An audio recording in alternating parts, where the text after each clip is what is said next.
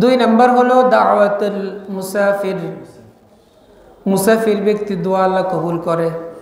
মুসাফিরকে ইমানদার ব্যক্তি হইতে হবে। মুসাফির ব্যক্তি এখন হরে কৃষ্ণ ডাকাত তলাইলে এটার দোয়াকে আল্লাহ কবুল করবো না। ইমান থাকতে হইব। কি থাকতে হইব? এই যত আলোচনা সব ইমানদারদের জন্য। কার জন্য? ইমান ওয়ালাদের জন্য। কার জন্য? পিতামাতার আলোচনা বিশাল, এটা এক খুতবাতে শেষ করা যাবে না। তবে ইবাদতের মধ্যে আল্লাহ রাব্বুল আলামিন বলেন, ওয়াকাদা রাব্বুকা আল্লা তা'বুদু ইল্লা ইয়্যাহু ওয়া বিল ওয়ালিদাইনি ইহসানা। ওয়াকাযা রাব্বুকা, আল্লাহ তাআলা সিদ্ধান্ত নিয়ে নিয়েছেন। আল্লাহ সিদ্ধান্ত নিয়ে নিয়েছেন ইবাদত করতে হবে আল্লাহর। কার? আল্লাহর পরে যদি কারো ইবাদত করতে হয় সেটা হলো পিতামাতার। ইবাদত সর্বপ্রথম কার করতে হবে? এরপরে ইবাদত হচ্ছে পিতামাতার। এরপর কার ইবাদত? আল্লাহ আমাদেরকে বুঝার তৌফিক দেন সবাই বলে আমিন। সুন্দরী বউ পাইয়া পিতামাতাকে যেন আমরা ভুলে না যাই। সুন্দরী স্ত্রী ঘরে আসার পরে তখন আর মায়ের খবর, তখন বিদেশ চলে যাওয়ার পরে বাবা এত কষ্ট করলো, বাবা জায়গা জমি সম্পদ সব বিক্রি করে তারা মানুষ বানাইলো, তারে বিদেশ পাঠাইলো, অ্যাকাউন্টটা করছে বোন নামে, অ্যাকাউন্টটা করছে শ্বশুরের নামে। এখন টাকা আসে কোথায়? শ্বশুর বাড়িতে। দামি ফোনটা শালা চালায়, নিজের বাইয়ের ফরনে ভালো একটা লুঙ্গি নাই, নিজের বাইয়ের ফরায় ভালো একটা লুঙ্গি নাই। বড় বাইরে বাজারে বাঁধি ফিরছে, ছোট ভাইকে ইজ্জত তুলে বাইরে চলে আসছে।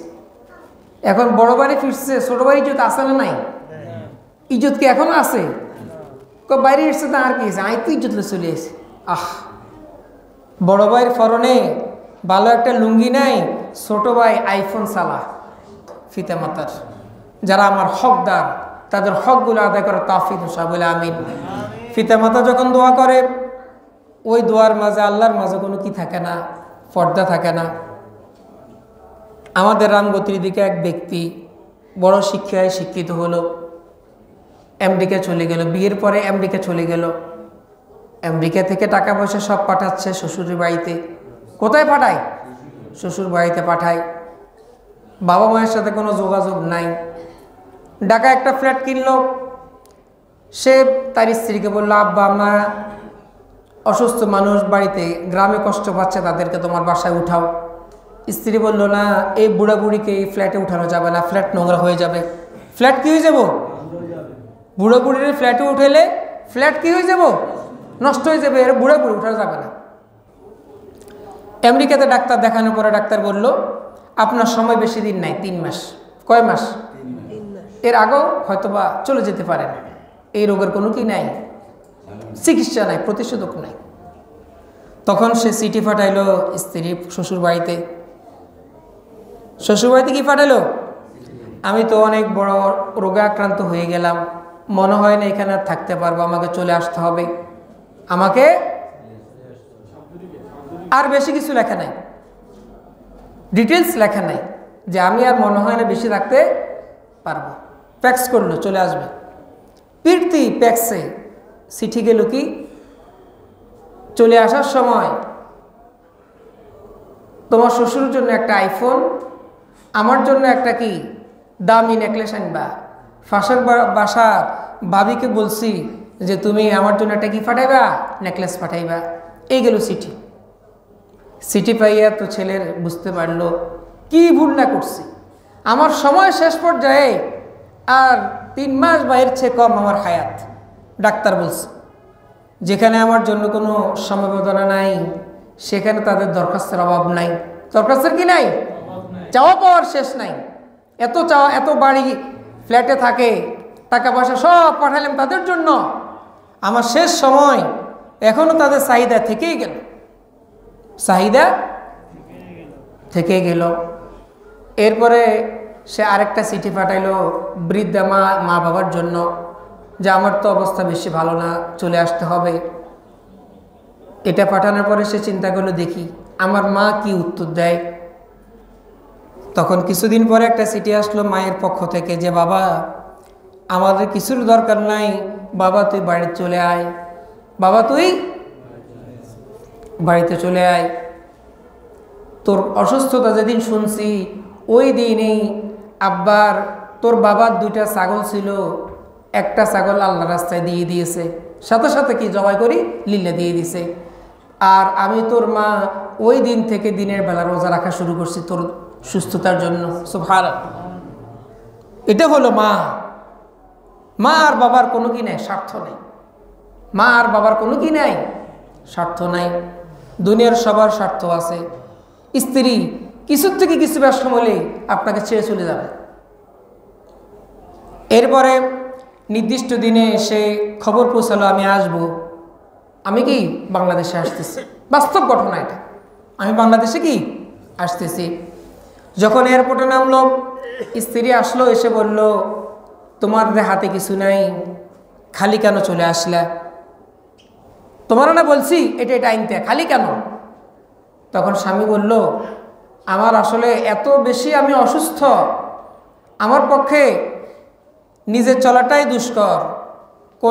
অনেক কষ্টে আমার এক বন্ধু আমাকে ফ্লাইটে উঠাই দিল। আমার শারীরিক অবস্থা এত বেশি খারাপ, আমার পক্ষে কিছু আনা সম্ভব হয় নাই, তবে কিছু টাকা আনছি। আমি তোমাকে মার্কেটে গিয়ে একটা নেকলেস কিনে দেব। বাবা এখন শ্বশুর বলল তা আমার জন্য কি এনেছেন? আমার আইফোন। তখন বলল যে আপনারাও দেব, আপনারাও একটা আইফোন কিনে দেব, কিছু আনতে পারি নাই। স্ত্রী বলল না, আমি এখন কীভাবে মুখ দেখাবো আমার পাশের ফ্ল্যাটের ভাবিকে? তোমার আমার প্রয়োজন নাই, তোমার আমার প্রয়োজন নাই, স্বল্প সময়ের মধ্যে তুমি তালাকনামা পাই যাবে। এটা বলে চলে গেল। শ্বশুর শাশুড়িও চলে গেল। তখন ওই ছেলেটা বসে পড়লো এয়ারপোর্টের ভিতরে যে আমার তো আর মনে হয় কেউ নাই, আব্বা আম্মা আসছে কিনা জানি না। অল্প কিছুক্ষণ পরে পিছন থেকে একটা বৃদ্ধ লোক জড়াই ধরলো। পিছে তাকিয়ে দেখে সে তার বাবা। বাবা বলল আমাদের কোনো চাওয়া পাওয়া নাই বাবা, তুই আমাদের সাথে বাড়ি চল, তুই আমাদের সাথে কি বাড়ি চল। এটাই বাস্তবতা। বাবা মায়ের কোনো কি নাই, চাওয়া পাওয়া নাই। আর আমরা স্ত্রী পাইয়া বাবা মাকে ভুলে যাই। আল্লাহ রাসূলের জন্য বলছে সালাসু দাওয়াতুল মুস্তাজাবাতুল লা শাক্কা ফি, 3 ব্যক্তির দোয়া 100% কবুল। 1 নম্বর হলো পিতা মাতা। আমার আব্বা আমার আম্মা আমার জন্য যখন হাত তোলে, ওই দোয়ার মাঝে আল্লাহর মাঝে কোনো পর্দা থাকে না। আল্লাহ রাসূল বলেন হুমা জান্নাতুকা ওয়া নারুকা, তোমার বাবা মাই তোমার জন্য জান্নাত, তোমার বাবা মাই তোমার জন্য জাহান্নাম। পিতা মাতাই তোর জন্য জান্নাত আর পিতা মাতাই তোর জন্য জাহান্নাম। 2 নম্বর মুসাফিরের কথা বলছি। ইমানদার মুসাফির যদি সফরে আসে, সফর কতটুকু লম্বা দূরত্ব? 45 মাইল। 45 মাইল, কিলোমিটার না, মাইল। কিলোমিটার হিসেব করলে হবে না। 45 মাইল দূরত্বে যদি আল্লাহওয়ালা কোনো ব্যক্তি, ইমানদার ব্যক্তি যদি সফর করে, ওই মুসাফির ব্যক্তি যখন আল্লাহর কাছে হাত তোলে, আল্লাহ রাব্বুল আলামিন তার দোয়া ফিরিয়ে দেন না। মুসাফিরের দোয়া আল্লাহ কবুল করে। 3 নম্বর যার দোয়া আল্লাহ তাআলা কবুল করেন, 3 নম্বর ব্যক্তি হলো মজলুম। মজলুম অর্থ হচ্ছে নির্যাতিত। মজলুম মানে কি? যাকে জুলুম করা হয়েছে। এই এলাকায় মজলুম আছে নাকি নাই?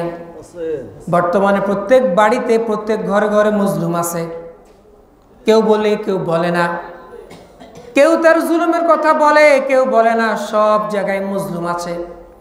দেখা গেল ভাই তার ভাইকে ঠকায়, মা সন্তান ঠকায়। এভাবে সমাজে বলেন, দেশে বলেন, সর্বত্র মজলুমের বিচার মানে বিরাজমান। মজলুম সব জায়গায় আছে, জুলুমের শিকার, জুলুমের শিকার।